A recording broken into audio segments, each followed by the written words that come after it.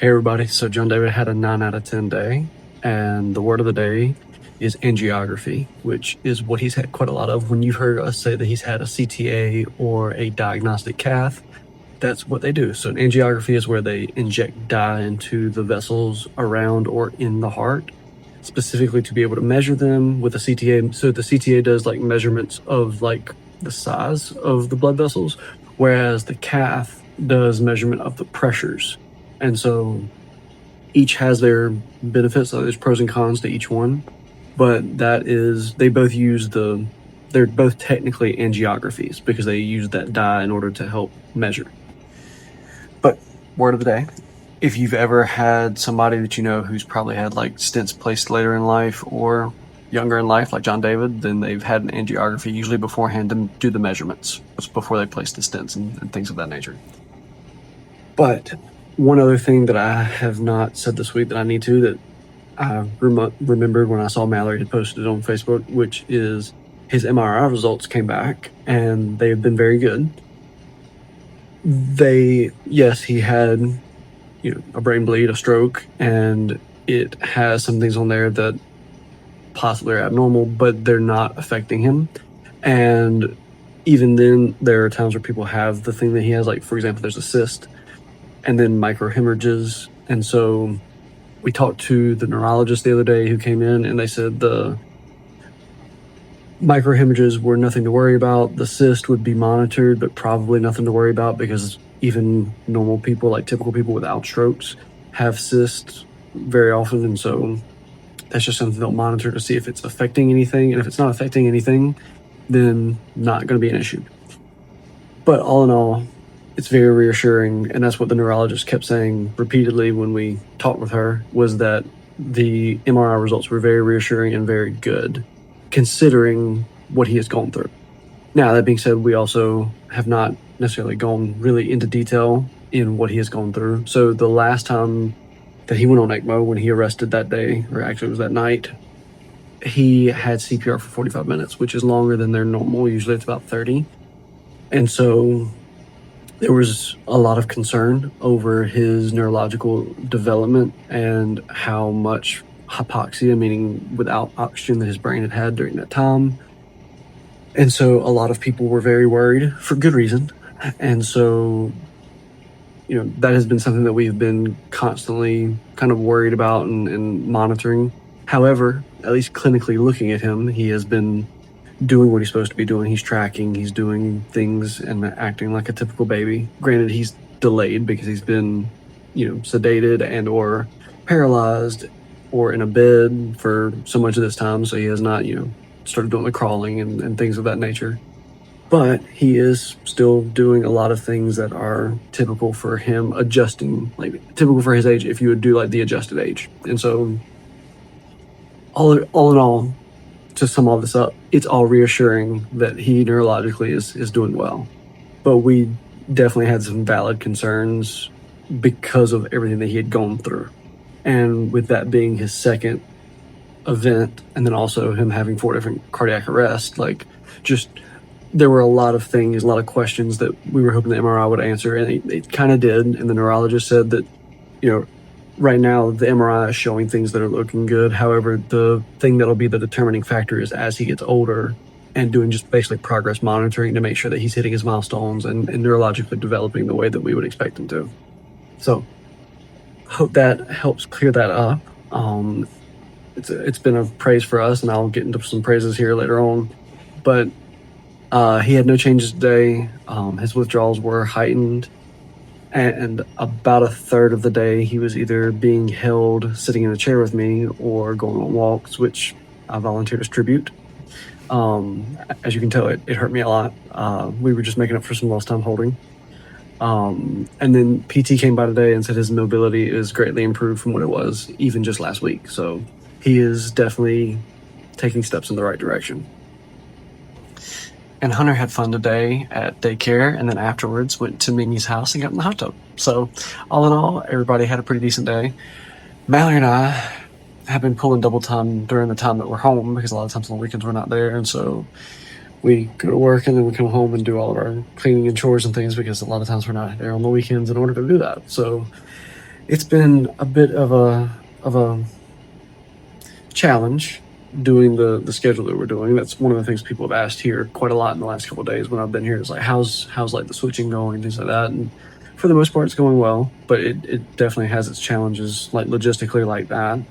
Whereas, you know, in the past, a lot of times Saturday, Sunday, you do a lot of like the normal household chores, and that's not what we are doing right now because it's just kind of doing a lot of handoff, and then a lot of times we're spending our weekends up here. But one of the other things today is that we've got some friends back. We've been lapped by multiple friends at this point, but we also have some friends here, and it's never something that we don't want to see our friends here because it means that they're here in the hospital.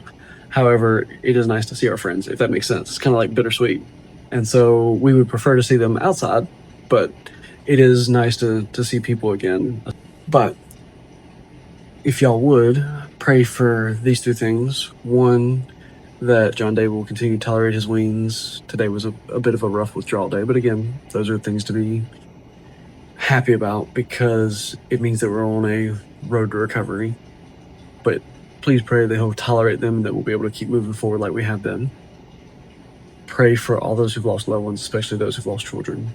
And then pray for all the kids and families who are battling congenital heart defects. And then something else I wanted to add on tonight, it was actually somebody commented this on YouTube, and I hadn't done this in a while, but I feel like we do need to do this, and I should probably honestly do it more often.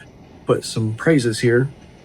One, for the MRI results this past week. They were phenomenal. It's what we were hoping for. The neurologist confirmed it's what we were hoping for, so we really could not have asked for better results. The results showed that, you know, as of right now, he looks good, MRI looks good, and so, again, we really could not have asked more than that. That is a praise.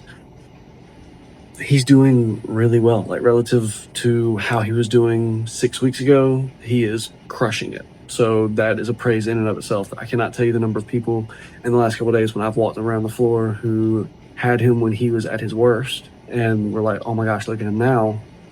He looks so much better and he looks so great. But again, that is what 6 weeks of a difference can make, along with a stent in his heart. So again, it is a praise that he has made so much progress in a relatively short amount of time. And then these are multiple, but just miracles that we've seen while we've been here. You know, the last 2 cardiac arrests that he had, he came back from CPR without having to go on ECMO, which is miraculous. I mean, we've had one of what is widely considered by a lot of the people here, like the best interventions they've got here. He told us that only about 5% of kids come back when they have that cardiac arrest, especially with their right ventricle, which is what he was having when he goes into that type of cardiac arrest. But only 5% come back from CPR, and he did it twice. So that is, again, just miraculous in and of itself, which goes back into a lot of the staff seeing him over the last couple of days on the walks, just talking about how great he's doing and how far he's come from where he was. And then, that being said about the staff, just praise for the staff, because this is a wonderful staff that we have to work with. They are phenomenal. We are very blessed to live in North Carolina, where one of the best pediatric cardiologist units are in the nation. And so we are just very blessed and thankful for that. That is a praise.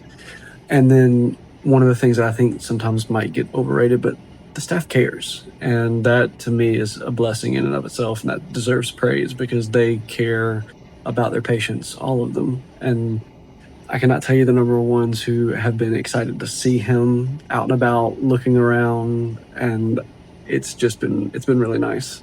And 2 things that I forgot to include in here that I was going through when I was editing and saw pictures of. One, Hunter caught himself a toad today at daycare and was trying to make it his pet and took it around in the Jeep for rides. And then 2, a friend of mine who's also a Heart Dad Davis was here today for his Heart Warrior for an outpatient appointment and stopped by with his family, which was really nice. And again, I cannot emphasize the importance of, through this entire process, people checking in and praying for us and just letting us know that they're thinking about us. Like, I cannot tell you how much that has meant to our family and how much that has done us good. So thank y'all so much for that.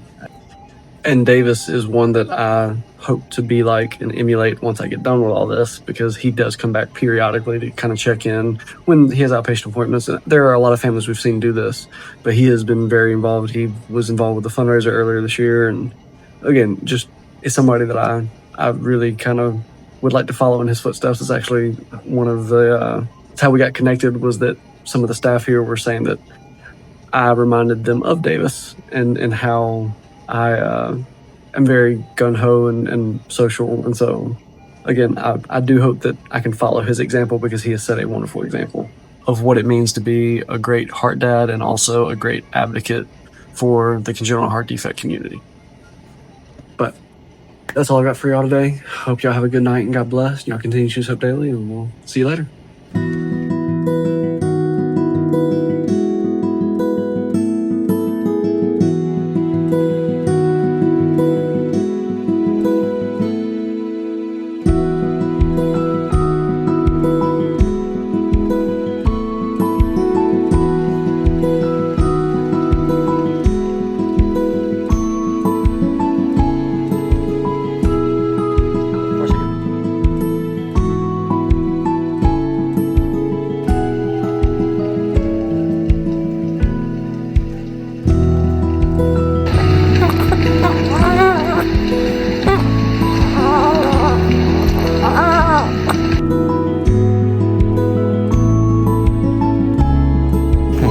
Jon David, tell everybody bye-bye.